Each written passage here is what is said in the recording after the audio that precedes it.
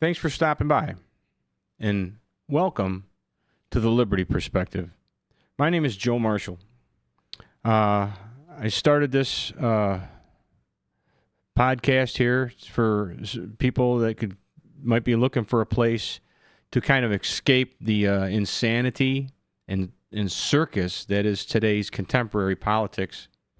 It's crazy. They don't really seem to be too concerned about our liberty. They don't seem to be too concerned about our Constitution. They don't seem to be too concerned at all about our founding republic or the freedom, American freedom, or give a crap about the citizens' liberty at all, really. And nobody in politics actually seems to give a shit about anything anymore other than themselves. So, well, we're going to dig a little deeper here. That's the intention anyways, is dig a little deeper into what the threats to our liberty are out there in contemporary politics, whether it's from the right or the left. Because the whole political realm today is progressive. The whole thing, left, right, middle, it doesn't matter. Their liberty has no voice in politics. It has no horse in that race, But that's why I'm here. Why I did this, because I just couldn't. It was getting frustrating. Everywhere you go, all I care about is you got to vote for this president, you got to vote for that president, and neither one of them give a crap about freedom or liberty. And to the contrary, everything that they put forth. Pretty much everything that they put forth is actually a threat. In the name of patriotism, they're going to, implement nationalism, which is, it's not the same as our founding principles. Nationalism is a socialism, But we're going to delve into these things and, show how some of these things in contemporary politics and the progressivism and collectivism that's in there is a threat to our liberty. We can go over that and we can try and understand these things together. I've been researching and investigating collectivism, if you will, for, going on a couple decades now, into it pretty heavy. I'm a retired New York State corrections officer. And while working in prison, quite frequently, actually, it's pretty prevalent, is in the inmate population, they're really into radical communist, anarchist, kind of burn it down doctrines, burn it down doctrine. It's nobody's going to be any more anti-society or anti-social than those that are in prison that have been incarcerated by that society, for breaking the laws or whatever. So, understandably, that's how these things start. But and a lot of the burn it down stuff comes from rooted in old anarchist doctrine. Emma Goldman, her abolish all prisons kind of thing from there. She went. And she got her stuff from the Fabian Socialists and other anarchists before them. But, and they all kind of, say the same thing as anti-law. So it's where the whole F the police, defund the police, the Weather Underground in the 1960s, 1969, if you ever read their manifesto, there's a Mao Communist Manifesto, basically the whole concept of... the law enforcement, the laws, they really don't like the laws of the society that's been targeted for destruction. And anybody who enforces the laws of the society, those of us in law enforcement, domestically, and the military, internationally, where the law enforcement is the pit bulls, if you will, the dogs, the attack dogs enforcing the policy of the oppressor, So that's how they put that in there, and the inmates love that crap. they're the oppressed, and it's not that the inmates in prison are criminals. In anarchist doctrine, communist doctrine, it's flipped in reverse. It's the actual criminal is society. Society is the criminal, and the inmates are just political prisoners of that society, because the laws criminalize them, and the whole prison industrial complex concept. Angela Davis, George Jackson, if you want to look his name up, they were pretty famous in the late 60s, early 70s. Early 70s, and George Jackson was put in prison. The Soledad brothers, you can look that up. Angela Davis, she was arrested supplying the guns to. They had a shootout in the courtroom when the Soledad brothers were brought to court. But the whole concept of mass incarceration, the whole concept of disparate impact of minorities and blacks being basically criminalized by a white society, and the prison industrial complex is like the new Jim Crow that segregates the unwanted races and stuff away from the whiteness or white supremacy of America. That's the accusation, But it's all from a radical communist, Mao communist, and a lot of different types of Marxism. There's 100 of them. But it's from the perspective of the revolution that's targeted our society for destruction. And that's what people just need to understand. That's where the whole whiteness of America was just big not too long ago. Implicit bias. The implicit bias training that's in all law enforcement and the military today, and even through all these, a lot of big corporations are all enforcing the same kind of, DEI, diversity, equity, inclusion, ESG,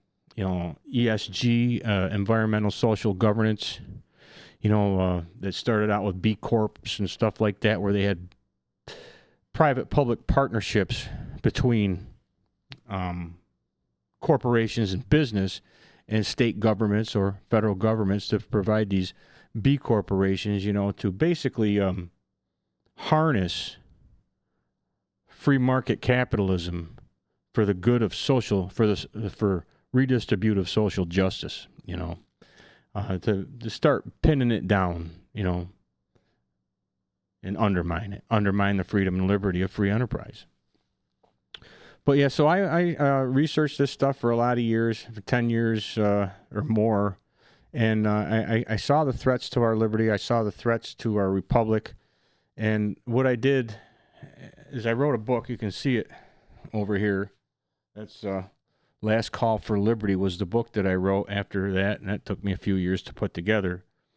And I took all these different aspects of collectivism, revolutionary collectivism, because it's in revolution against our freedom, our God-given, or endowed by our Creator, if you want, natural rights and liberty, whether it's from nature or nature's God, whatever, it's still natural individual rights and liberty. And I saw the threats to that, and what I wanted to do is I wrote a book, because I wanted my children to be able to have a place, a trusted place for them to be able to learn how this collectivism presents itself, how the threats to our liberty present itself in many different aspects, okay? But once you start to get the gist of it in one doctrine, it blends into another doctrine, and it's like different spokes on the same wheel that's running us over. So you take into consideration each spoke, you think it's running on its own. You think it's totally well. We're just a different, each strand on a web, they're all part of the same web, So and I wrote the book, and then I wrote it for them, and then there's just so much information in there. I paid to have it published so that you can find it online. I don't really make any money off it or anything like that, but I still pay to have it available so that you can find it online. It's Last Call for Liberty by Joe Marshall, you've got to Google Last Call for Liberty Joe Marshall, because after I published my book, somebody else published a book with the same name. So, and he's more popular than I am, I guess. So his book will pop up if you don't Google Last Call for Liberty Joe Marshall. But anyways, that's out there. And what it is if, when I'll help to try to do it on this show too, is that once you start learning a little bit, you can start to begin to decipher the collectivism, no matter where it's being espoused or by who it's being espoused or where it's being espoused. Whether it's from the left, from the right, whether it's from, people that you think are freedom fighters or quote unquote patriot movement, or the medical freedom movement, or it doesn't matter, wherever it's coming from, you will be able to decipher. That's the end goal, really, is being able to decipher the collectivism that threatens our liberty and our republic, regardless of who, when, or where it's being espoused, or for whatever reason. Because in the name of freedom and liberty, a lot of people have been, enslaved, in the past. So you got to be careful with that too. But this is the kinds of things that I would like to do on this show, and be able to help do that. But and there's a lot of different things that I'd like to start, going over a little bit in contemporary politics. Somewhat, I don't really want to get into the politics, but there are some things that are happening that stick out to me as particular threats to our liberty that a lot of people confuse or convolute as our actual freedom and liberty itself. Human rights being one of them. Human rights, there probably isn't any greater threat to our republic, to our Constitution, our once free society, than human rights. The whole concept of human rights and democracy.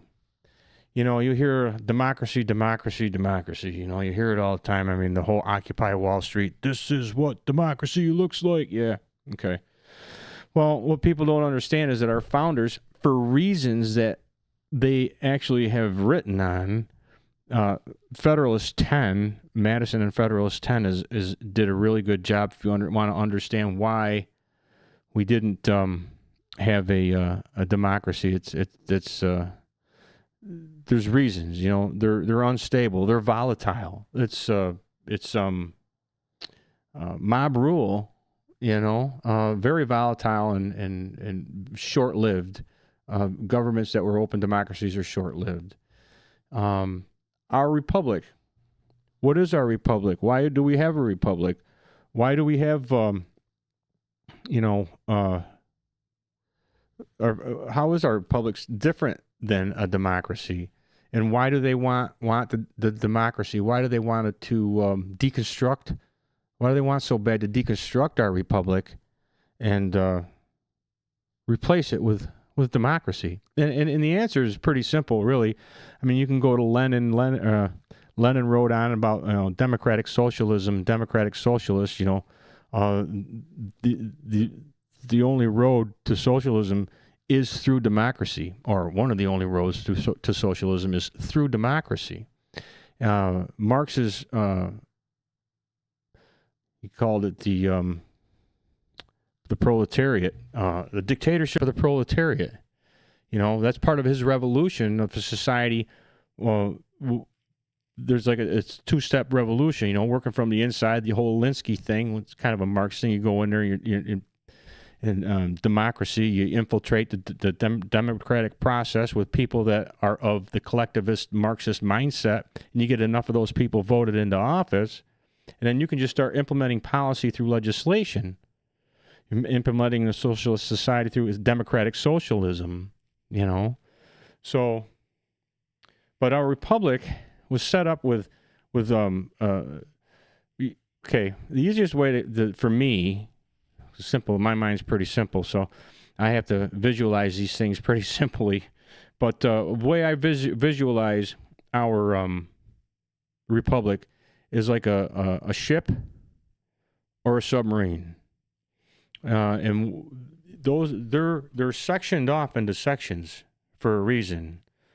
If they get a hole and they start to sink, or there's a fire in one section of the ship or the submarine, they can section it off, and that the waters doesn't go through the whole ship and flood it, or the fire doesn't burn across the whole ship wide open. It's got those firewalls in between it in sections so that you can shut it down, and that doesn't spread to the rest of the ship. And our republic was set up in the same manner, essentially, to keep these. Madison referred to them as factions in Federalist 10. The factions that are a threat to liberty in one part of the country couldn't flash fire and spread across the whole country. You know what I mean?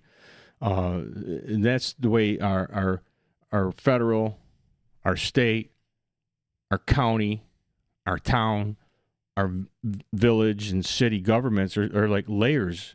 They're like sections in that ship that worked to prevent fire burning through across the whole country. And Marx's part of Marx's revolution, call for revolution, is this dictatorship of the proletariat, and that really can't come to be in a republic, because the dictatorship of the proletariat is a populist thing, and that's where populism comes in.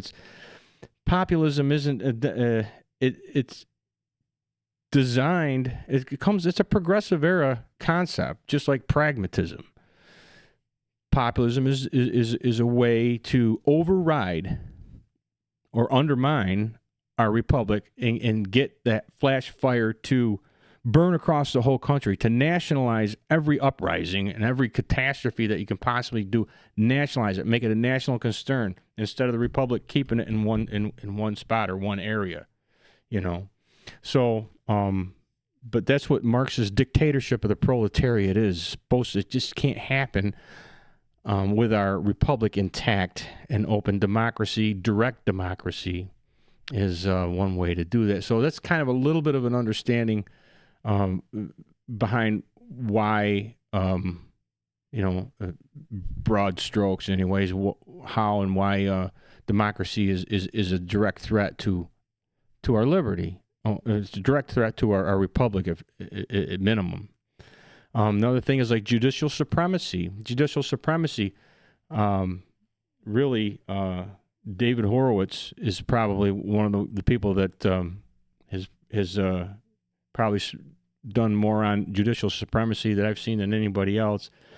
But the whole concept of it isn't the Constitution that is the supreme law of the land. It's the interpretation of the Supreme Court that's the supreme law of the land. And there's just so much wrong with that. I mean, if the Constitution is a binding document, okay, you have three branches of government: judicial, executive, legislative. It's supposed to be three equal branches of government. You give one branch of that government the power to interpret that which binds it. How is it bound? It's not. It's impossible to be bound. And if one branch of the government isn't bound, all they got to do is reinterpret the Constitution to have it mean whatever they want. And that's how basically the Constitution has come to be reinterpreted 180 degrees in many cases to whatever the Supreme Court wants it to be. So whoever has power over putting judges in there, they want the Constitution to be interpreted one way, they'll just put judges in there that'll do it. It goes all the way back to Dred Scott. That's a progressive concept. Judicial supremacy is hostile to our constitutional republic. Judicial supremacy is how Dred Scott came to be. It's not a founding principle that ruled on Dred Scott. Our Constitution never said what the Dred Scott ruling interpreted it as saying. And all you got to do is read the Civil War documents when they declared their independence from the United States to the president or vice president of the South. And he said that, why they seceded from the Union. And they seceded from the Union because of the Constitution and how it was written, and that all men are created equal, and our founding principles that all men are created equal. They couldn't have that. So that's why they wanted to secede from the Union, and they were at war with our Constitution then. Today's progressivism is still at war with our Constitution today. It's the same progressivism, just attacking it from two different directions. That same judicial supremacy, that Dred Scott case, that's what it's judicial supremacy that interpreted a hostile interpretation of the Constitution that said that Dred Scott and black people in general didn't have any rights protected in the Constitution, that it was for white people only. That's not an American founding principle. That's not in the Constitution. That's not in the Declaration of Independence. As a matter of fact, Jefferson had it in the Declaration of Independence. It was one of the reasons why we wanted to declare independence from England, was because of slavery. But that's just the whole thing, is that this whole 1619 project kind of reinterpretation or rewrite of our American history, that's all part of the revolution. They interpret, they want to present this new narrative, just like all the other narratives, like the COVID narrative and everything else that comes down. It's all centrally implemented, centrally planned and controlled and disseminated through knowledge brokers and trusted messengers or whatever. But that's how they do that.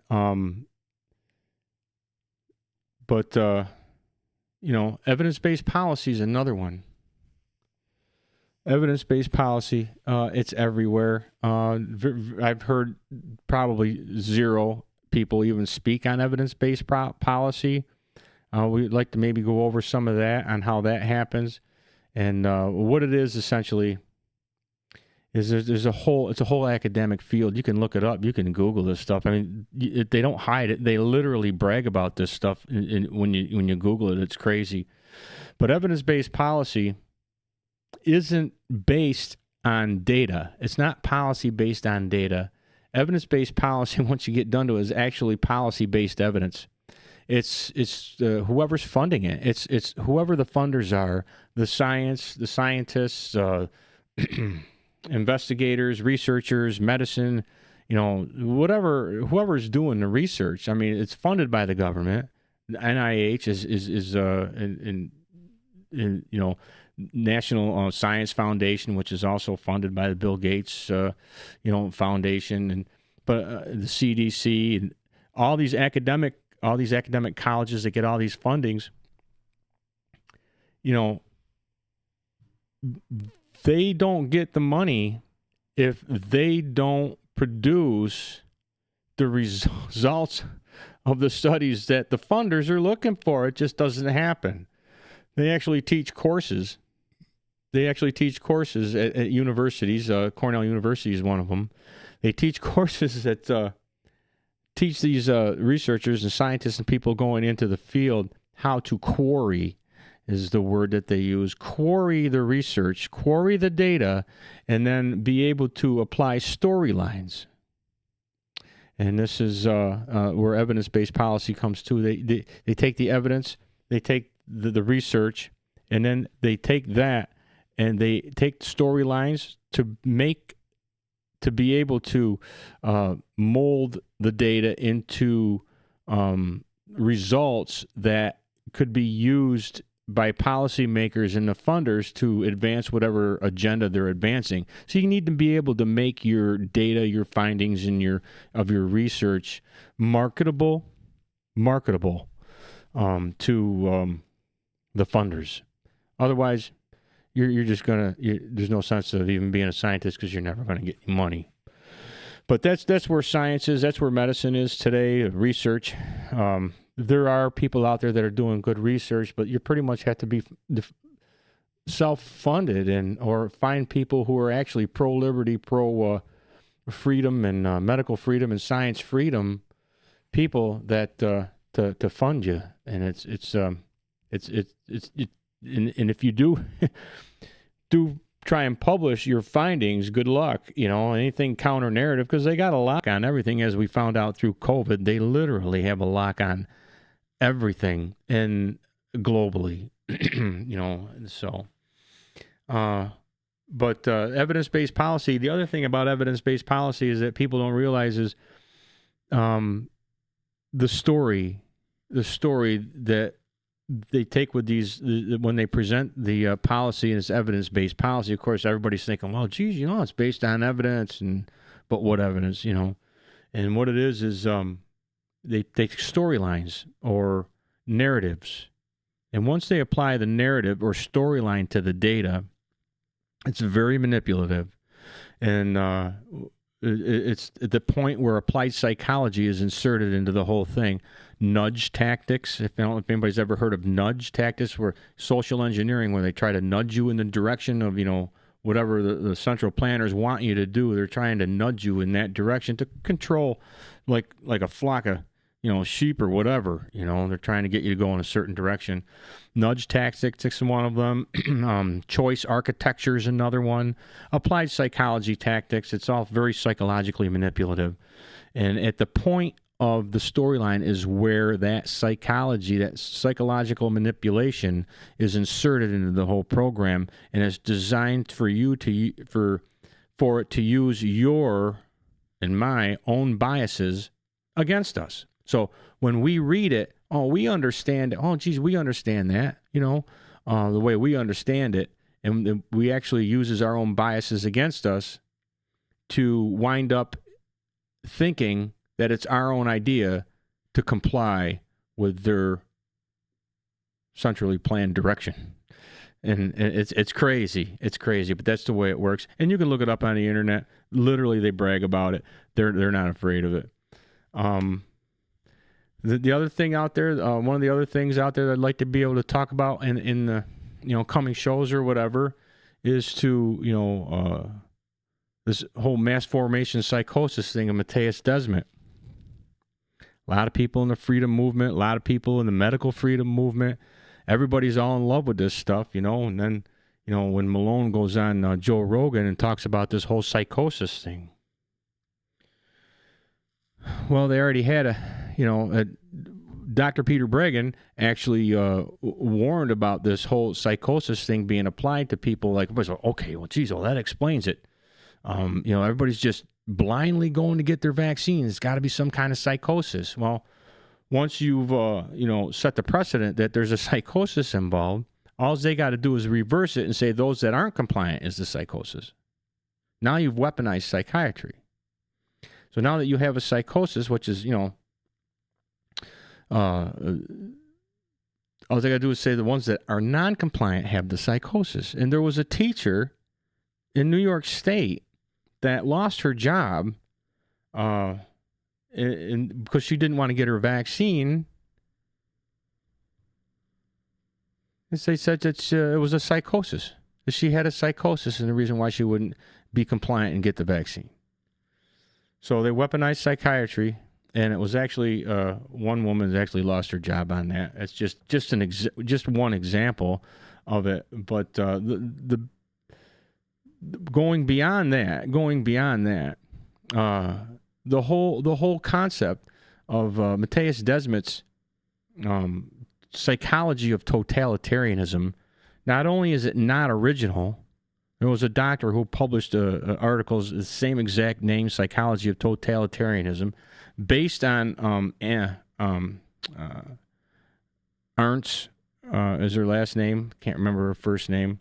But Ernst's Psychology of Totalitarianism back in the 30s and 40s or whatever. But it's all based on the same precedent, which is it's collectivism, She was a socialist, and she had collectivist perspective, collectivist diagnosis, collectivist prognosis. And Mattias Desmet, when he's out there talking about the loneliness, It's the loneliness and the atomization of society. People are lonely. The reason why this whole state of totalitarianism that leads to totalitarianism. In Arndt's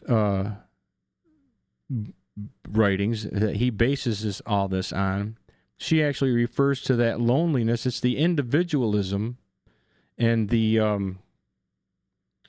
web or fabric of capitalist society that is the lonely. Individualism is the atomization of the collective. Free enterprise markets, free markets is the atomization and the loneliness of the individuals. And she blames, literally, if you read it, she blames the Nazis on. She doesn't blame it on collectivism. It's not blamed on collectivism. It's blamed on the free markets. It's blamed on free market capitalism.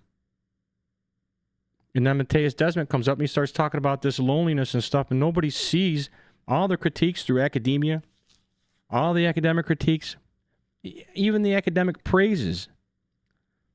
Not one of them even mentions the collectivism, the intrinsic, inherent collectivism to the whole thing. And if you get down to brass tacks on it, and you go all the way back to the founding, the base layers of everything that he's saying, it's literally blaming free market capitalism, neoliberalism, whatever they want to call it, for the totalitarian state. That it's the people themselves that cause the totalitarianism, and our free society that causes the totalitarianism. Yeah, and her cure was the same. It was, like I said earlier, the two biggest threats to liberty, human rights and democracy. And why those things are a threat, to liberty is kind of hard to understand, but it's out there, and we can go through these things. I don't know, maybe some of this stuff is pretty revolutionary that you're hearing, but this is all just fundamental stuff when you understand how collectivism works and how it works to undermine our free society, our once free society, I should say. Human rights, like I said, human rights is another big one for me that, going forward is fundamental to understanding a lot of the threats that are happening out there. I mean, we've even got human rights law, and to understand why human rights are bad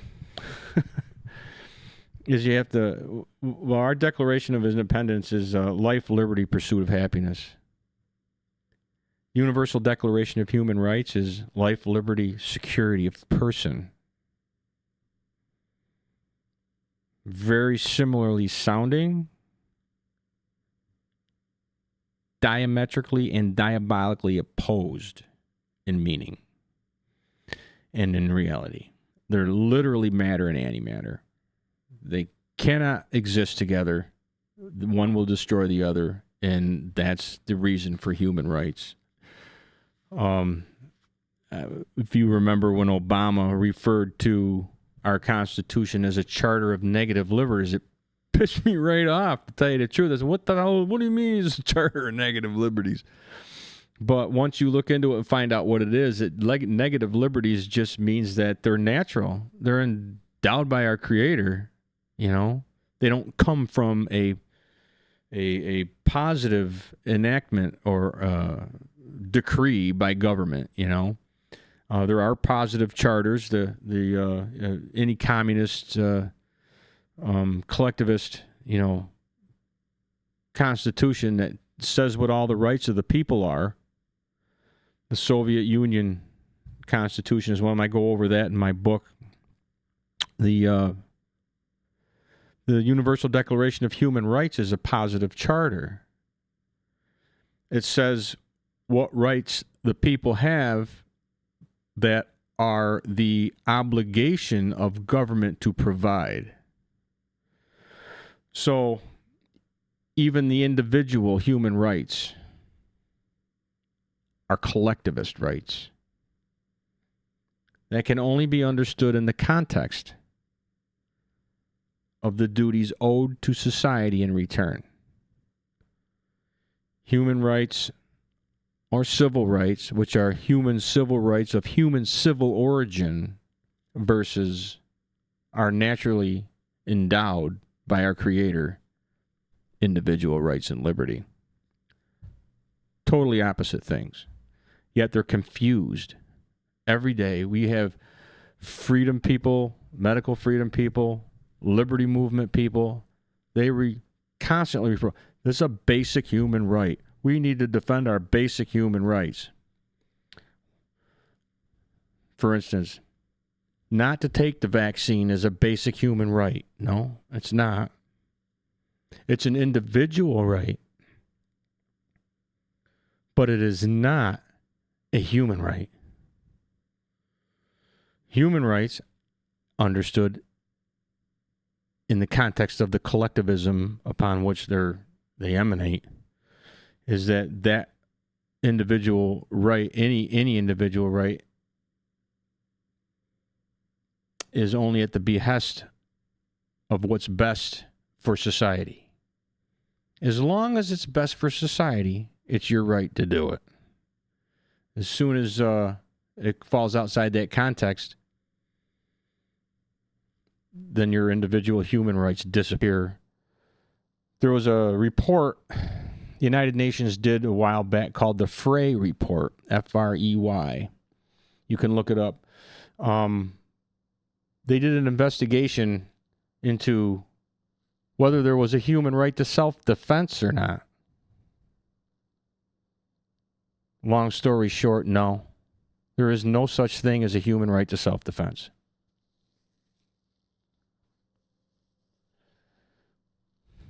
If you don't have a right to self-defense, how could you possibly have a right to life? You don't.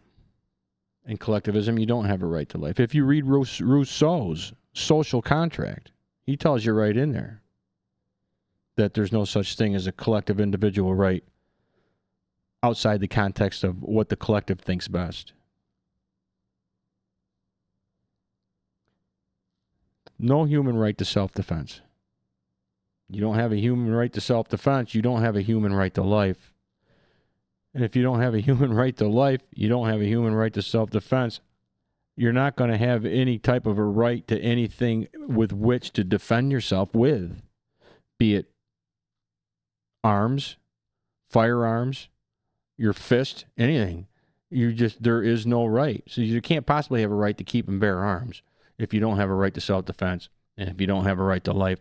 It all goes out the window. It all goes out the window. And that's the danger of human rights. And I'm not wrong. You can believe me or not believe me, but I'm not wrong. You know, Comte said the same thing. Auguste Comte. You know, he's the guy who came up with altruism. Same guy who came up with the sociology. You know, this queen of all sciences. The altruism of living for the sake of others. Well, from a liberty perspective, nobody lives for the sake of others except slaves. But they can, it's your duty to live for the sake of bullshit. But anyways, these are some of the things that I'd like to be going over in the future, and we can dive into these things a little bit more. I'm just kind of, going over a broad brush here with it, just to give you an idea. Some of the things that we can talk about in the future, some of the fundamentals of what our liberty is, so that we can come to understand what enables it, what it needs to be able to exist, versus what undermines it, and how and why it undermines it. But these are some of the different things, like I said. But anyways, I hope that you get an idea what this show is about. I might have said some things in here that stirred the pot a little bit, but it is what it is. But we'll try and dig into this a little bit more, and hopefully we'll be back and we'll do this again shortly. Thank you. This is Joe Marshall. Thanks again for stopping by, and see you soon.